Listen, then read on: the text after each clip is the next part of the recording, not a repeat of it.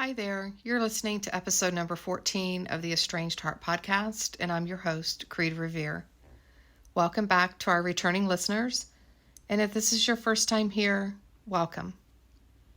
As we begin today's episode, I invite you to grab a cup of coffee or tea, settle in, and listen with an open heart. But first, a disclaimer. I am not a therapist or a counselor. Nothing within this podcast should be considered or taken as therapy. If you are in need of therapeutic support, such as counseling, please seek out a therapist near you. Before we begin today's episode, I wanted to address a couple of different things. First of all, I'd like to know, I've not received any feedback and I'm kind of curious. I'd like to know if you enjoy the background music that is played as I'm recording each episode as I talk, or if you think that you would prefer for it just to be my voice with no background music. If you would let me know, that would be fantastic. I want to make this an experience that works for most people. I know I can't please everyone, but I would like to know if you would like background music or not. And you can always drop me an email at theestrangedheart@gmail.com to let me know. Okay. Second, thank yous galore. We have reached a milestone of just shy of 2,600 downloads in less than 3 months. And that's pretty significant considering how new this podcast is. And I just want to express my gratitude for each listener, for everyone who has recommended the podcast to others, who have shared the podcast across other podcast platforms. I've also received word that the podcast is being shared with different online support groups and not necessarily those specifically related to estrangement. So thank you for getting the word out about the Estranged Heart podcast. I'm so super grateful. And I think the other thing that I want to address today is that over this last week, I've received quite a few inquiries, if you will, or just general statements from folks who have listened to the podcast and believe that I am siding completely and totally 1,000% with the estranged adult children. And while I appreciate everyone's opinions, and we are all entitled to our own opinions, that is simply not true. It simply isn't true. I'm not siding with anyone here because for me personally, I've walked both sides of the fence here. I've been an estranged adult child and I've been an estranged parent. So I'm talking and speaking to anyone who is estranged, a parent or an adult child. Although my take on estrangement is a bit different than what you see mainstream out there. And I recognize that what's out there is not a whole lot when it comes to people who are not professionals in the field of estrangement, i.e. psychologists and such. And my take on estrangement does tend to lend itself to a perspective that others could perceive as quote unquote siding with the adult children. But I'm not siding with them. What I'm trying to do is to get helping people to develop a sense of curiosity so that they can learn what is operating things from behind the scenes That's the perspective that I don't hear a lot of. What I do hear of, read, see, listen to is from the estranged parents, as well as many of the estranged adult children, is they're just taking this, my loved one is acting and doing and behaving in such a way, and so therefore they absolutely hate me. They want no reconciliation. They're doing this on purpose. All of these very blanket statements. When you talk to anyone and listen to their story, if you get into the meat of the story, you learn that that's just not the case. It's just not the case. There's so much operating behind the scenes when it comes to estrangement, and that's what I'm trying to bring to light here. And I also recognize too, because I've been in those shoes as a formerly estranged mom, when I was in the throes of estrangement, I was busy pointing the finger at my estranged adult children.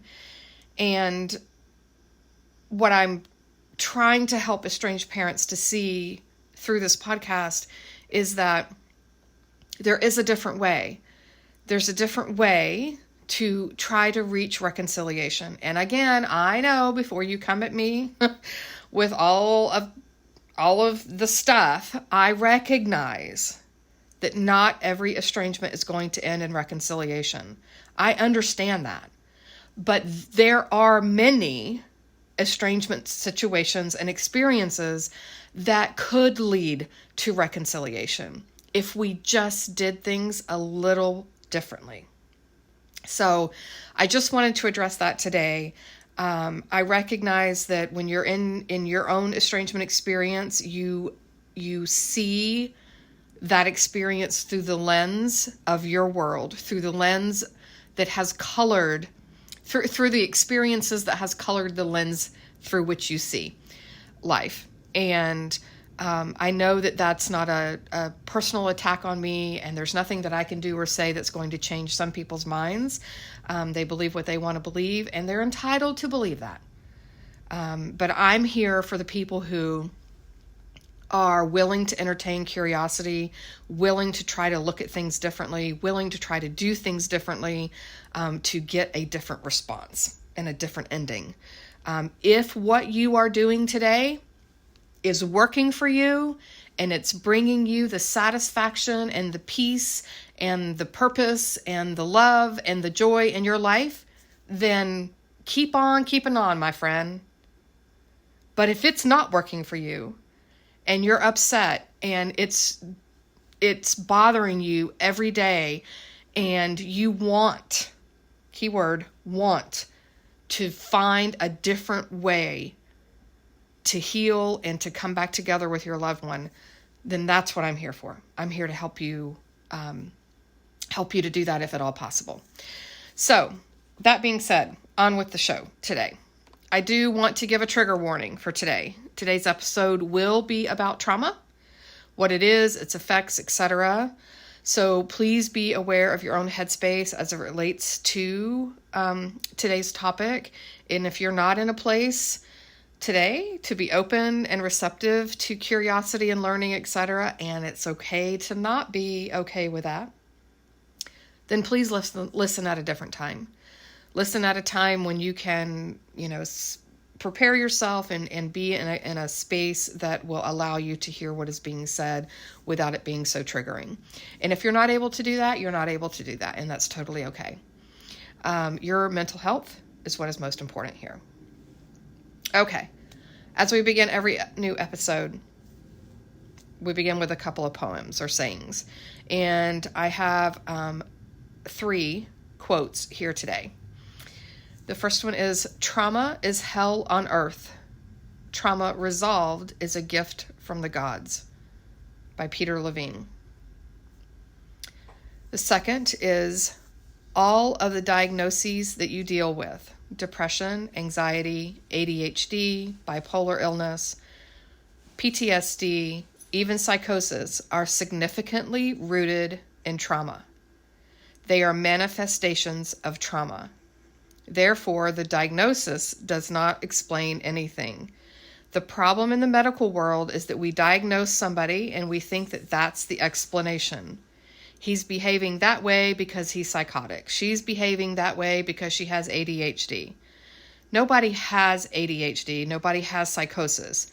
These are processes within the individual. It's not a thing you have. This is a process that expresses your life experience. It has meaning in every single case.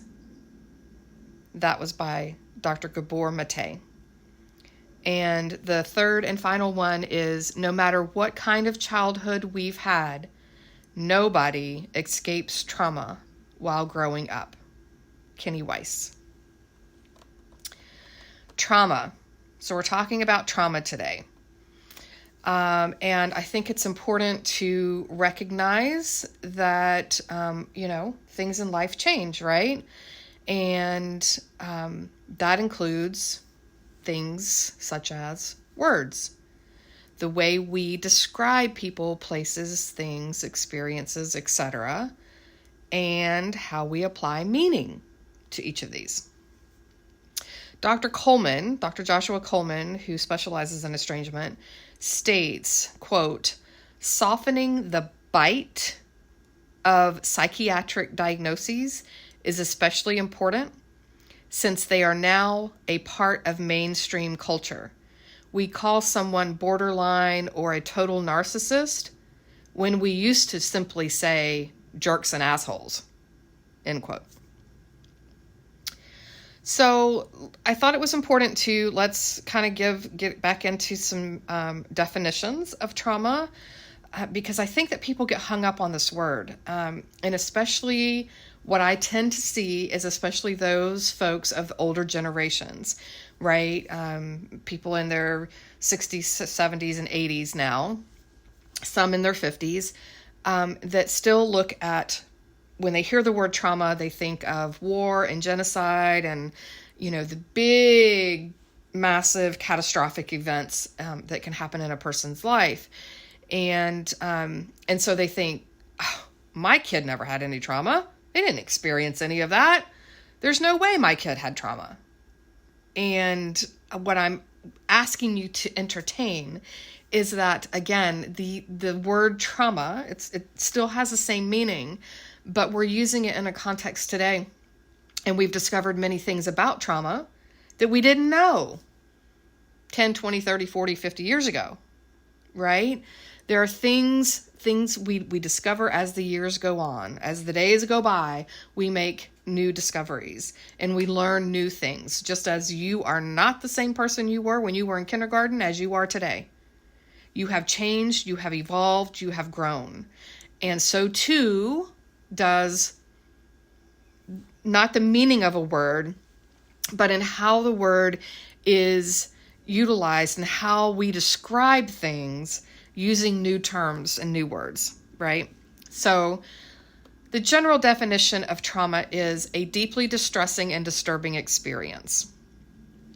I have two professionals that describe and define trauma. Well, let's just say that let's expand on that, right?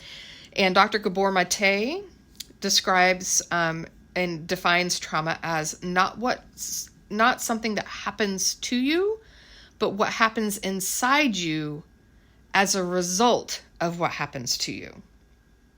Again, trauma is not what happens to you, but what happens inside you as a result of what happens to you. And the other professional is a psychologist, and her name is Dr. Nicole LePetre. She's also known as the holistic psychologist online. And she defines trauma as it's not about the event. It's about how it impacts us based on the support system of those closest to us, how it impacts our nervous system, and how it disconnects us from our true and authentic self. And we'll get into a little bit more regarding her and her take on trauma. But first, there are different types of trauma. There's post-traumatic stress disorder, right? That's what most people think of when they think of trauma. And it's generally what we call the big T traumas, right? The war, the genocide, significant and horrific child abuse and neglect and things like that. Those are big time traumas. And then we have what's called CPTSD, and that's complex post-traumatic stress disorder. And oftentimes that's referred to as the little T traumas. And those are things, again, they can include ongoing, if it's like especially ongoing child abuse and things like that. But it can also mean ongoing physical and emotional abuse. Chronic neglect or abandonment. It can be medical abuse or medical trauma, and enmeshment and parentification, where children are taking on adult roles. So when we look at childhood trauma, and this is kind of where I want to go today, and I'd like for you to think about, as I'm talking about these things, I'd like for you to think about not just your estranged adult child, right? Or if you're an estranged adult child, not just your own experience. But if you're an estranged adult parent, think about your own childhood. Okay? And if you're an estranged adult child, think about your estranged parents' childhood. So childhood trauma can include abuse and neglect. And this does not have to be, beating your kid to a bloody stump every day. That's not necessarily what, just abuse and neglect mean. Abuse and neglect has varying degrees of that. So please keep that in mind. Childhood trauma can also be family violence, witnessing the violence. If you had domestic violence in your household when your children were growing up, if your husband or spouse was beating on you, maybe they didn't touch the kids, but they were beating on you, and your children witnessed that. Community violence. I don't know, school shootings, anyone? Mass shootings that we're having today here in the U.S.? That's community violence. And that's trauma. That's trauma. Whether we are witnessing it on TV, whether we're experiencing it firsthand, whether we're hearing stories about it from our loved ones who have experienced it and we're kind of with them in the moment when they're talking about it. Light trauma, but trauma nonetheless, because it's a loved one that we have and we're hearing their pain and their heartache and their fears, having had that experience. Life-threatening accidents and injuries. If you've been in a bad car accident, or some kind of physical injury, that is also trauma. Frightening or painful medical procedures. That's trauma. And I think that a lot of kiddos go through that. I think a lot of kiddos. I don't know. I remember, having to hold my little one down multiple times to, test for strep throat, where it took 4 people trying to hold her down. That's a traumatic experience for a kid. That's trauma. I know we're trying to do what's helpful for them and helping get them tested and, or have a shot for something, antibiotic or something, but it's trauma for them. Serious and untreated parental mental illness. So if you've had if you were severely depressed as a parent, your children lived with that and lived with your depression. And and if it went untreated, that's a type of trauma for them. Loss or separation from a parent or other loved one. Divorce, anyone?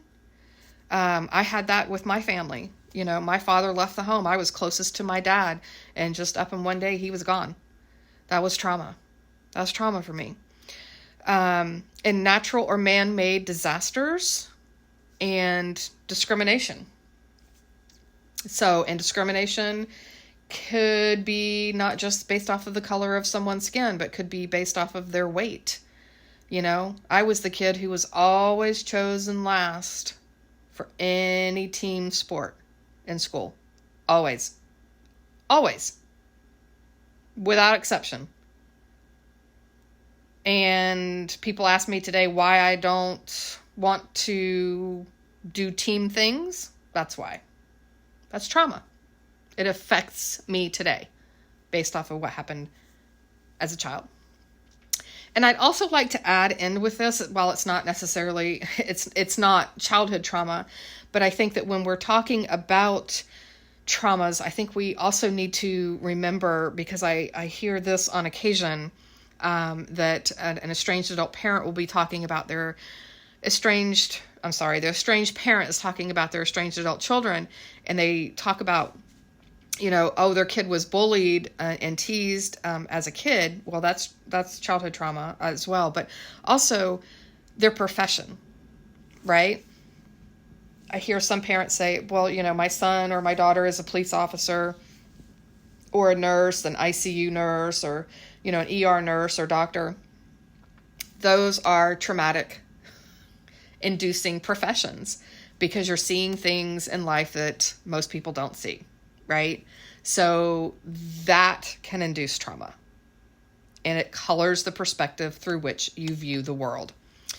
So I wanted to get into, because I think that this is the place where there seems to be a disconnect, is trauma. When people think of trauma, they're thinking of physical things, where someone was hurt physically.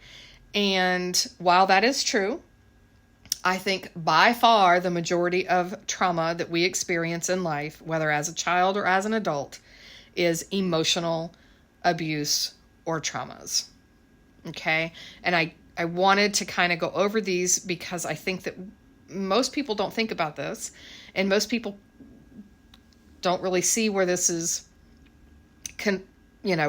considered emotional abuse, especially those of the older generation grew up with a lot of these things happening in their world and in their life. And they think, well, I wasn't abused. I experienced those things, but I wasn't abused. Well, again, things change, things are redefined, things evolve, and we grow and we learn from experiences. Excuse me.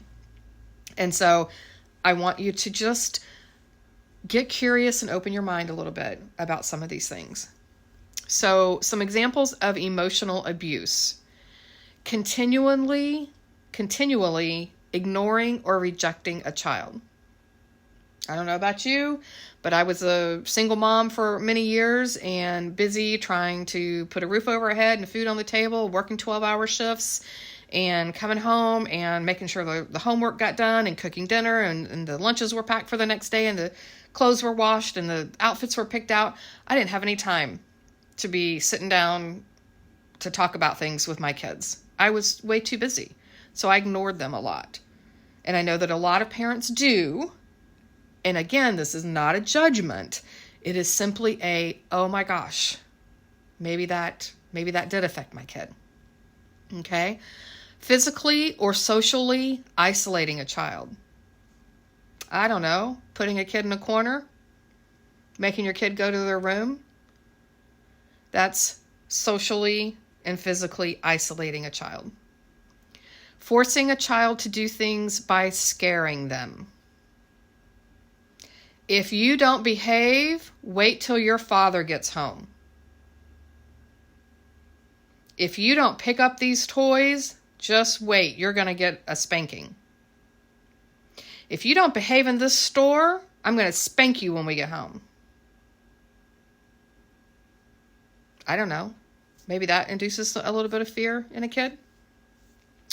Exposing a child to domestic violence. Again, talked about that earlier. If they're witnessing, they may not be being physically abused by anyone, but they're witnessing it happening to you as one of their parents or a grandparent, or if you're, they were young and living with an older sibling, that kind of thing. Constantly criticizing, humiliating, or blaming a child. Why can't you get your shit together? What is wrong with you? Look at your brother. He doesn't have an issue doing any of these things. What is wrong with you? Why can't you be good like your sister? Those are things that hurt and damage a child. And I say that because I did it to my children, and I had it done to me. So I'm not speaking off of something I don't know anything about. Constantly swearing, yelling, or screaming at a child. I was a yeller as a parent. I yelled and screamed all the time. And it was because I was so unbelievably frustrated and worried and wondering, next paycheck, am I going to have enough to cover all the bills? Right? And my way of voicing that, I wasn't a drinker. I didn't do drugs. I yelled. That was my coping mechanism. Making a child feel different from other family members. I experienced that. I always felt like the black sheep of the family. I was very different. Very, very different. Telling a child that they're worthless, unloved, or not enough. And sometimes it doesn't come by saying you're worthless and I don't love you and you're not enough. It comes in other ways indicating that. Right? Withholding love, support, praise, or attention from a child. Well, I could tell them that, that B was great, but God, I know they're capable of an A. Yeah, so next time on that report card, next time around, I want to see an A. They got a B. You didn't want to give them any praise for that, but we're gonna shame them into why wasn't it an A by saying next time I expect an A. Bullying, teasing, insulting, or belittling a child, and things that adults can take, kids cannot. And I would even venture to say that it affects the adults much the same way. It's just that we tend to ignore a lot of things. Having unrealistic expectations or unreasonable demands of a child. They're children. They're not many adults. Right? And I was guilty of that. I was so guilty of that. Not allowing a child to explore, express themselves, learn, or make new friends, or make friends, out of trying to protect a child, because you have a fear as a parent that something will happen to them, so they can't go to sleep at anyone's house, they can't go to slumber parties, they can't, go and associate with friends and things like that because of your own fears. Things like that. Not allowing them to express themselves. I had that growing up. I experienced that a lot, and I in turn did that to my children. Treating a child badly because of things they can't change. A disability, a gender, a sexuality. This has really come to the forefront over these last, couple decades now. And especially with within the last decade that I can see with children and gender questioning and questioning their sexuality and things like that. It damages them in ways that you can never even begin to imagine. And threatening abuse or threats of harm to loved ones or pets. If you don't do this, then so-and-so is going to be mad at me. And, if it's a domestic violence situation, then potentially a child can know that their behaviors could have a damaging effect on someone coming home and beating you. So I wanted to get into a little bit of how trauma impacts behaviors by giving you some examples of my experience as a child and later an adult who experienced trauma, and then how I, traumatized my own children. And this is coming from my perception. My kids may have a very different perception that they've not yet shared with me and may never share with me. This is strictly from my perspective and my experience as a traumatized, estranged parent. So when I was young, my parents divorced, and I experienced abandonment trauma as a result. And that, again, when my parents divorced, I was really super close with my dad, and then he just was up and gone one day. And that was abandonment trauma. And it affected everything in my world as a kid, as a young adult, as an adult, and now as an older adult. I'm working through that in therapy and have been for many years now. And it is a thing. I am here to tell you. It is a thing. And affected me significantly.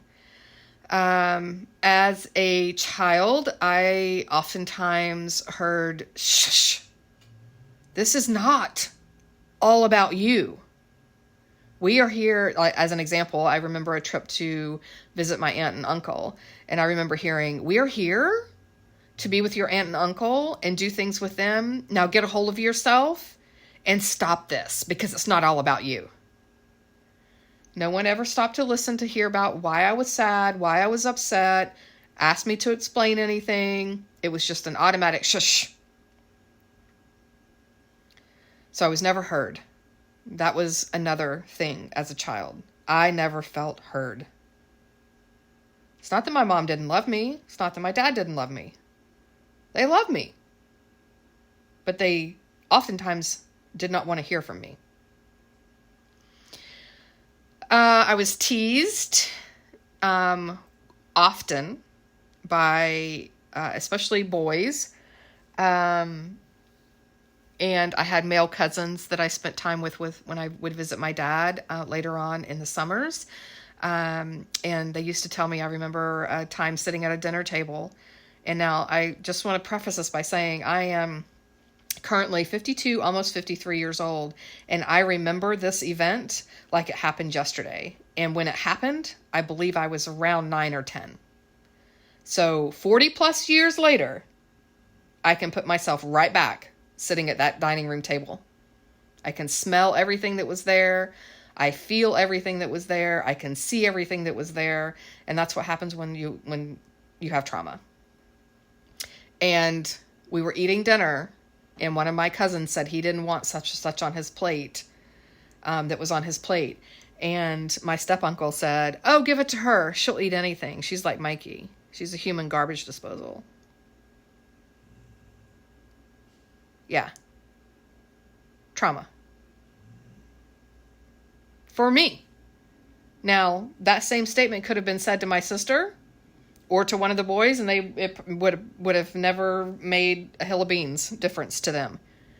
But to me, because I battled with my weight my entire life, it was absolute trauma to me to hear that. Later on, as a older teen, but still not an adult, I was physically abused by my stepmom, and that was physical trauma. But then I learned later on in therapy and just recently, as a matter of fact, not that long ago, I learned that the lack of action from my parents when that situation occurred, because no one called the police, no one, took action. I mean, I had I had a black eye, I had physical symptoms, physical things. As a result of that. And my parents did not take any action. And I've learned in therapy that by my parents not taking action, that too was another added layer of trauma. Because I, in essence, wasn't, in my eyes at the time, I wasn't believed. So another layer of trauma. Then as a very young adult, who was married and became a mom really, really young, I experienced physical, emotional, mental, and sexual abuse by my spouse. And then later on, also in my profession. I, at one point in my life, was a 911 operator and a police and fire dispatcher and police officer. And there were traumas I experienced by just simply doing my job. So these are just a few examples of how trauma can be present in our life and us not think that there's trauma. And every one of those things affected my behavior and how I interacted with other people and how I viewed the world and how I felt safe or unsafe and how I was able to be in relationship with people or not be in relationship with people. It was based off of a lot of those traumas in my life. So my experience as a parent and traumatizing my children, acting out was not permitted. They were not. They were spanked and chastised in a tone that told them their way of being at that moment was not acceptable. And in turn, they took that to mean that they were not acceptable. It wasn't just that their behavior was unacceptable. They internalized that to be that they were not acceptable. At no point in time did I just gather them up and hug them and hold them and acknowledge their emotions, allowed them to voice and express their emotions in safe ways. I never did any of that. And it's because I didn't know how. I wasn't done for me as a child. And so I just didn't know how. And then my experience, and I could go into a plethora of other ways that I'm sure I traumatized my children, but those are their stories. And I don't want to be telling stories that aren't mine to share. But I can tell you, I am here to tell you that I definitely traumatized my children, and it was emotional trauma for them. And then as an estranged parent, I was traumatized. This is what I hear all the time when I start talking about trauma from estranged parents. I hear, but it's not all our fault. First of all, I never said it was your fault. I'm not placing blame. I am simply trying to get you to look at what may have happened to your children. You did the best you could with the knowledge you had at the time, yet it still affected your children. And then how, by it affecting your children, how that has impacted how they are behaving today, and specifically behaving towards you. Right? And so please don't, I hear that so often. I'm not placing blame, because I know that also estranged parents are also traumatized. When I went through my estrangement with my daughters, I was absolutely traumatized, without a doubt. And what does trauma do? It oftentimes, you go into self-isolation, you have unregulated emotions, exaggerated emotional responses, wild swings with emotions, anger, lots and lots of anger. I had lots and lots of anger. And my emotions were unregulated. I was either crying or screaming and cursing. There seemingly was no in between. And just these wild swings of emotions. And I had cognitive issues, disassociation / memory loss. My short-term memory was tanked. I couldn't remember anything short-term. And that for me was so not normal. I've always had a very, very, very, very good memory. And my estrangement experience changed that for me. Even today, there are times when I still struggle with memory issues. Anxiety. I never had anxiety until my estrangement experience. And that is something that developed from my estrangement. And insomnia. I couldn't sleep when I was estranged. I had horrific nightmares.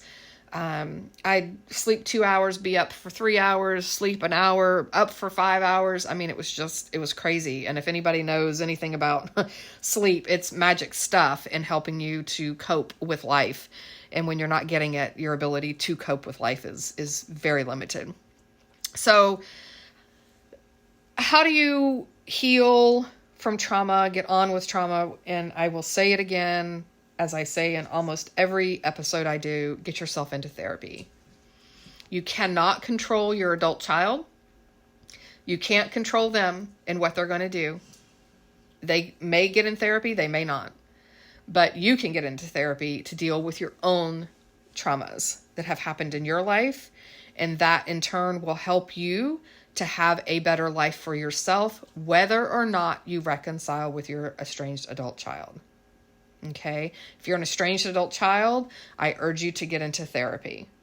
Again, it will benefit you as a person to deal with your childhood traumas. And then some other things that you can do. I mean, there are a variety of different therapy methods that work well with trauma. A lot of those, or a couple of those that I can recommend is EMDR. If you can find an EMDR therapist, that is super helpful for traumas. And also internal family systems, or IFS therapy. That is also a big piece that works really well with trauma. And I think most importantly is to, try to become curious, become a seeker of knowledge, to help you to understand why things have happened. I think most of us have that sense of curiosity and wanting to know the whys of life. And oftentimes, if we can do that, if we can get to know the whys, it lessens the triggers. It lessens the anger and kind of douses the flames. There may still be a smoldering burn, but the flames aren't as large. And so for that alone, it's helpful. And to try not to define yourself as a trauma victim. Trauma may have happened to you, but you can do things about it to help course correct that and heal from that trauma, or at a minimum, learn how to live with it in ways that are healthy and can help you to go on to have a productive and meaningful life. So that brings episode number 14 to a close. I hope that this time together was time you feel well spent, and that you're able to find some takeaway nuggets to help you on your journey wherever you may be on your estrangement or reconciliation path. If you feel you've received something helpful or positive from this podcast, please consider following us, sharing this podcast with others, and perhaps even leaving us a positive review. That would be fantastic. And lastly, if you are an estranged parent or an estranged adult child and would like to have your story shared on the podcast, anonymously or not, please reach out via email to theestrangedheart@gmail.com. Again, theestrangedheart@gmail.com. Until next time.